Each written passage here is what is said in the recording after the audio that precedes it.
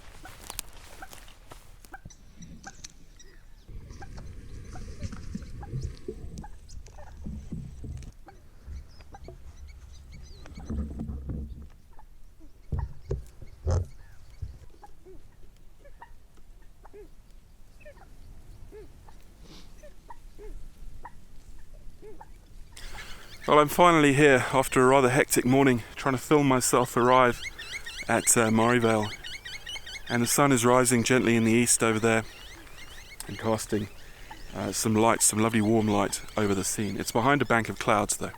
Now, I'm in one of my favourite spots, and the reason it's a favourite of mine is because of those eucalyptus trees in the background.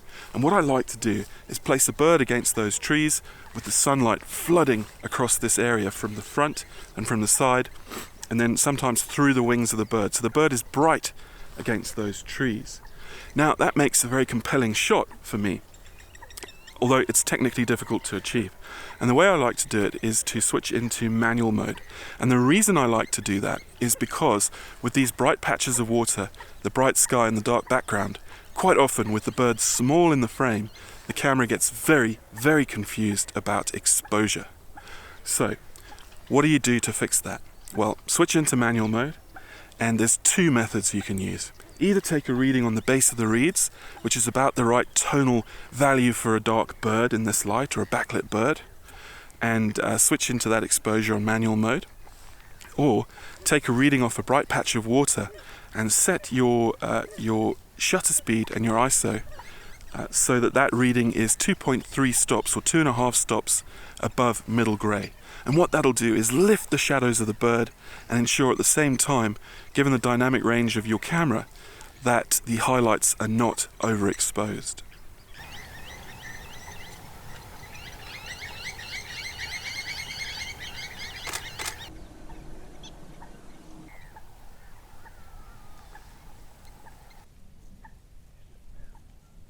So as the light builds during the sunrise, what I tend to do is swap out either the camera body here for my 7D Mark II, which has lesser low light capabilities than the 5D, but engages that 1.6 crop factor.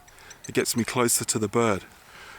Or alternatively, put on a 2x teleconverter or 1.4 teleconverter as soon as I feel that the light is able to handle that increase in focal length, bearing in mind that when you increase the focal length, the motion blur experience by these lenses is going to be increased as well. So this is no longer a 400 f2.8, it's now a 800 f5.6 with the 5D3 on the end of it, which gets me a lot closer to the birds, a lot closer to the action, but does cause a little bit of a light penalty and makes me have to put the ISO up higher to deal with that motion blur that is introduced by the longer focal length, and I also have to increase the shutter speed. The birds usually tell you what's going on around here if you keep your ears open and your eyes open. You'll see blacksmith lapwings calling and flocking, and that might be a marsh harrier that they're chasing, or sometimes the gulls ducking and diving into the reeds. Might be a group of otters in the water. And all of that interaction makes for fascinating photography. You really have to just tune in to try and understand it, and then take advantage of those kind of happenings in the marshes here.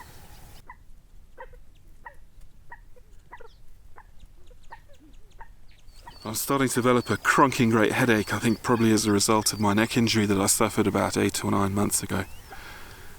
So I'm having a cup of coffee to try and relieve that. But in the meantime, I thought I'd tell you about a little technique that I like to use to bring more of the environment into my shots. I like this environment. I like to be able to see the bird not only in the sky and flying over it, but actually with some of that interest under the bird and behind the bird. So reeds, the water, trees, that kind of thing. And the way I can do that is actually to not use such an extreme focal length, and just to pull back a bit from the bird. And also to just move the focus points that I'm using for AF to the upper part of the frame. And then using those points usually brings, to focus on the bird, usually brings a lot of that environment down underneath the reeds and the watercourses and all that sort of nice foliage into the shot as well. And I can place that animal or that bird in the frame and in its environment, which tells, to me, a much better story about what I see here.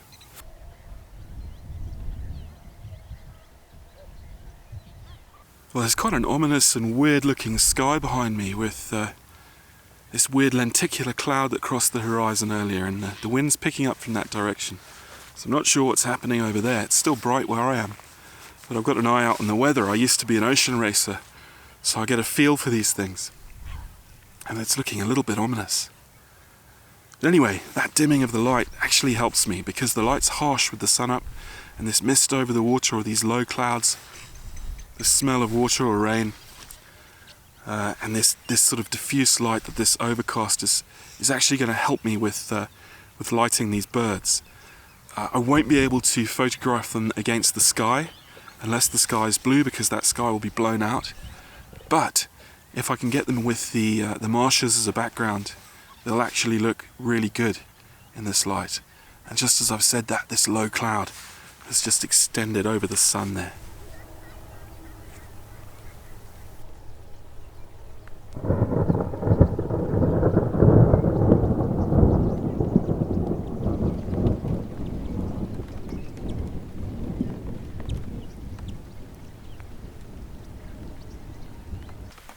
I love the rain in Africa. Everything smells clean and fresh and washed. The animals love it too as well. And it arrives often like clockwork in these summer afternoons. Great fat raindrops falling on the roof. And in the distance, that rumble of thunder. One of the things I always really enjoy about Marievale is the ability to get out of the vehicle and walk out into the veld, which is not something you can do very often in South African nature reserves, because normally there's animals that want to eat you. So getting out here with my macro lens on a day like today, with the thunder in the background and this wonderful high veld sky, this late summer sky, and the drizzle falling, the fresh smell. I wish I could bottle the smell and deliver it on YouTube. It's absolutely amazing. And there's all sorts of interesting things in the grasses here. There's so many different species, but also they're seeding at the moment, and there's raindrops on them, and there's little flowers, and there's insects, and lots of things that you don't normally see when you're driving around in Kruger or one of those big 5 game reserves, because you can't get out. Don't worry, I'm not curb crawling. This is testicular crawling. And I really love these little birds most of the time, but especially in this beautiful soft light, because it really brings out the colours in their feathers. And after the rain, it really brings out their personality, because they all perk up and then flit about amongst the grass stems and call to each other. So I'm just trying to capture a few of them doing just that as I crawl past these tall grasses. Hopefully I can pick up a few and show you the pictures.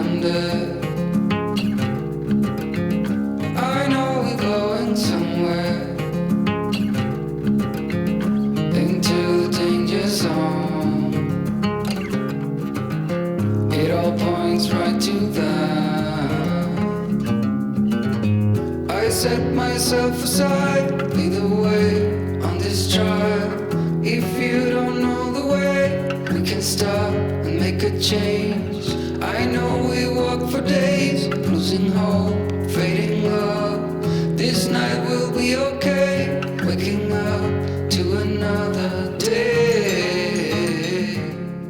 The black kite, or blauwvalk, blue falcon, is a fairly common bird of prey in South Africa, but it is an incredibly beautiful one with a piercing red eye, yellow beak, and bluish grey feathers, and distinctive black shoulders. And one often sees it on the roadsides, perched on signs, telephone wires, fence posts, and it's typically the situation that you're driving by and you think, oh, I'll get it next time, because you see them so often. But there never seems to be a next time. So I'm sitting with this guy and he's fairly distant on a fence post, and I saw him hunting earlier. And I hope he hasn't caught anything, because they hunt in the mornings and they only hunt until they're satiated, and then they rest for the rest of the day. So if you see a hunting black-shouldered kite, it's probably worth stopping for once and trying to take a picture. Now this guy is quite far away from me, and I don't know if I'm going to be successful.